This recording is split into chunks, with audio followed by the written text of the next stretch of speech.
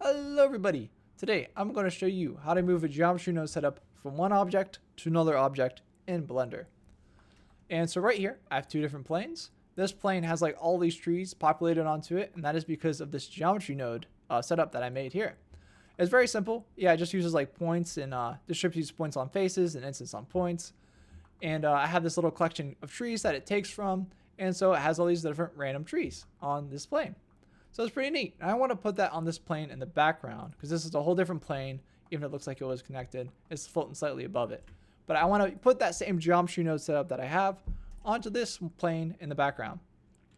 But the thing is, I'm lazy and I don't feel like going into the geometry node editor and putting them all back in again and just making the same thing. I like copy and pasting. I like the lazy man's way of doing things, as the Blender guru would say. Yeah, so how do you do that? Well, first click on the object that has the geometry nodes that you want to like duplicate or copy. And you also might need to make sure this is unpinned, or else you won't be able to use this edit menu. This is what we're going to be using. First, you might want to name your geometry node setup. This wasn't named before. I named it before starting this video. So you might want to name it to keep everything organized. And so boom, you have it named, and you click on the object then that you want to duplicate it to. So I have this object here. It doesn't have any geometry nodes at all. You want to click new, and then you want to click on this little drop down box to the left of the name, and boom, oh, there's our trees. So click on trees, and you're like, oh, nothing happened. What in the world? That is because sometimes when you make geometry nodes, your different nodes might only interact with that specific plane that you made. So in my case, I have this named attribute that only works for this plane. So it's depending on what geometry node setup you have, you might have to make some different alterations.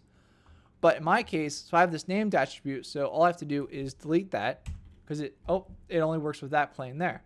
And you're like, well, that still didn't work. Like, but why? Why didn't that work? And that might be because you haven't applied the scale. This is something I figured out while doing this tutorial. I'm like, wait, why didn't it work? And I'm like, oh, yeah, make sure you apply the scale properly because different objects might have the different scale and stuff. I don't know how it all works, but make sure you apply the scale. So Control A, boop, scale, and trees everywhere. And you also might have noticed when I deleted that named attribute, it got rid of the thing. A bunch of trees popped on my plane down here. And that is because I have like this little brown road there, and I did not want trees on that road, so I made a named attribute to prevent that from happening. However, if I had that named attribute, it would see if I go, actually I'll put it back in just so you guys can see. Named attribute into the density factor. Boom. Wait, so if I click, where is it? Road? There we go. Okay, so this is how it was before. So if I still had that, the trees would not be on in the background one. But since I deleted that, trees everywhere. But the thing is, though, I still don't want the trees on my road. That is because in the geometry node setup, both objects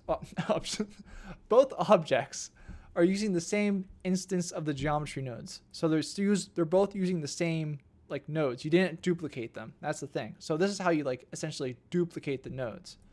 So go to the one that you just made, and then click on this little copy geometry node group. It's pretty straightforward. So you just copy it.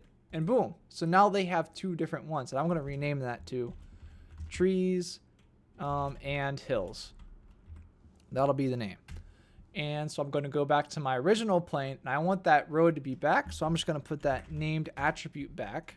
I guess I didn't have to delete it. I could have just disconnected it. And I'm going to put the road back there. And boom. So see, we have the road is cleared out of the way. We have the trees in the background. I might do some editing in the trees and hills one to actually put I can do the same thing. I can put another named attribute in here, and I could make a vertex group specifically for the one in the background, which I think I might do that here. I'm going to name it hills. So I want the trees to only be on the hills, right? So I'm going to go 7. Oh, this looks ugly. Oh my. It's still very hard to see. But anywho, you can see these little smaller squares. That's where all the hills are. And I'm going to go over this here. Select all the hills. I'm going to assign it to this vertex group. And then go down to this named attribute.